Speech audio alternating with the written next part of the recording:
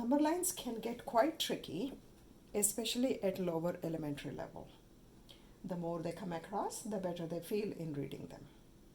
In this activity, students mark a point with a number and complete rest of the number line. Let's take 31.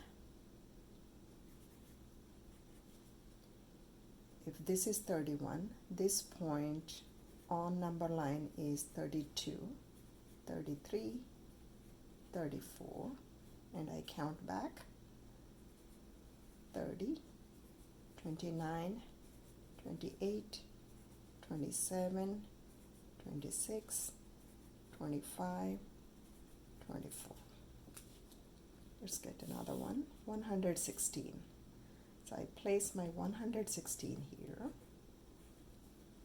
117, 118, 119, 115, 114, 113, 112, 111, 110, 109.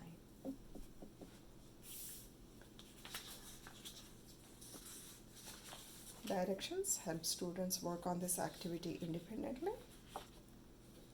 Teacher Exemplar sets expectations.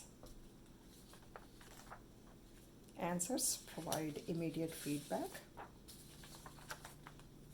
And there is a reference sheet for numbers in case students need some help with counting backwards.